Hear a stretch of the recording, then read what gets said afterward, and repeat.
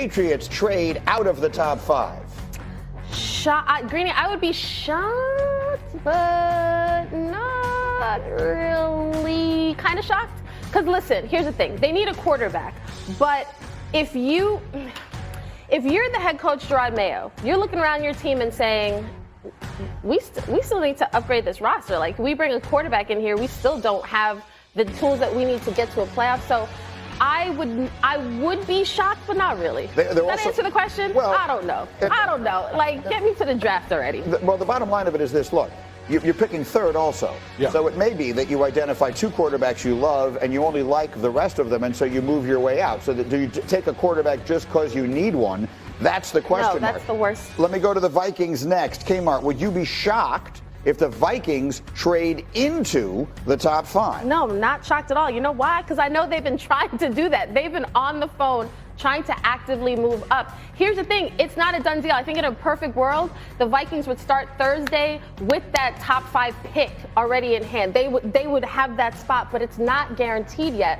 And their GM has to decide if they're going to give up the kind of compensation that they need to get into the top 5. EJ, let's talk quarterbacks here. We had Louis Riddick sitting in that chair telling me whoever the Vikings take is walking into the best situation with Jefferson and Addison and Hawkinson and all of that. They signed Aaron Jones and the offensive play caller. It's not even just the intel with the players, it's also the coaching staff. So the head coach, Kevin O'Connell, he was a 3rd-round draft pick to New England Patriots. Played the position. Offensive coordinator Wes Phillips, Wade Phillips' son, been around football forever, was also with O'Connell at Washington and LA where they won a Super Bowl. And then at the quarterback coach position, Josh McCown. Played 20 years in the NFL. This guy's really been a mentor to a lot of other quarterbacks who are still currently playing.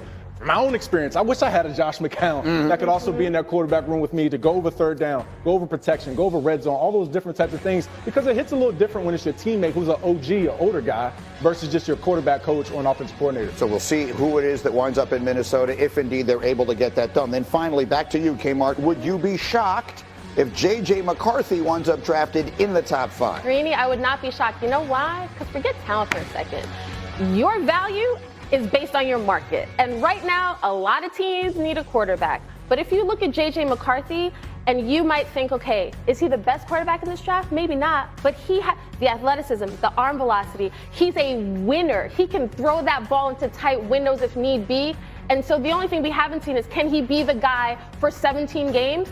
But he's 100% a guy that you could see going high in this draft. Well, he is not a polarizing person, but he's a very polarizing prospect. Yes. Let me give you a sense of that. The former Giant Logan Ryan was on NFL Live yesterday, and he had a very strong thought about the Giants drafting J.J. McCarthy. New Yorkers, if you're listening, do not trade up to number 4 and get J.J. McCarthy.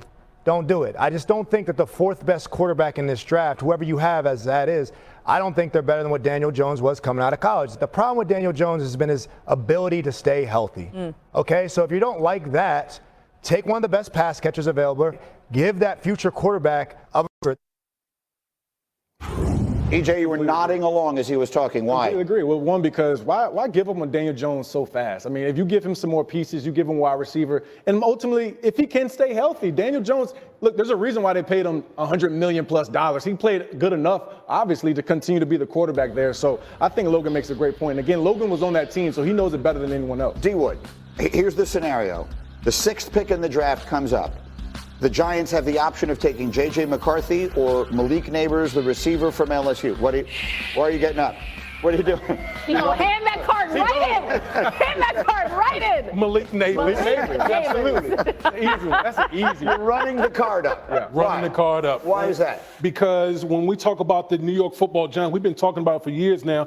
Who scares them?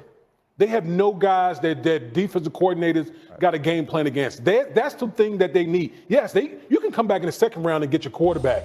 Oh. They need playmakers. The Giants don't have playmakers. And Saquon Barkley is now with a Philadelphia Eagle. They need guys that can scare you. Give me Malik Neighbors. Yeah, I would take Malik Neighbors. However, the flip side of it is, EJ, he's so nice. He's saying Daniel Jones played good enough. No, he didn't. No, he didn't.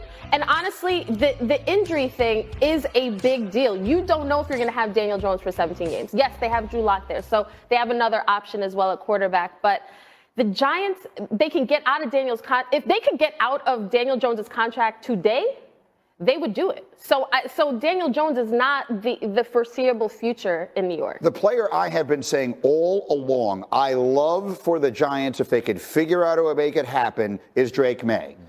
Drake May, his ceiling, his apex is Josh Allen. Well, the man who helped make Josh Allen was Brian Daboll as the offensive coordinator in Buffalo. You know it as well as anybody.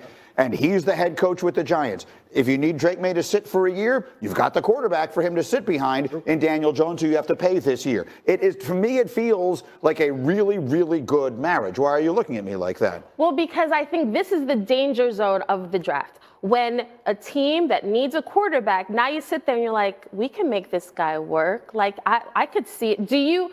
If you are the Giants, are you picking Drake May because you love him hands down, or because, hey, he's available when it's our time to pick? He's not available, you're not going to be able to take him at 6. You're going to have to go get him.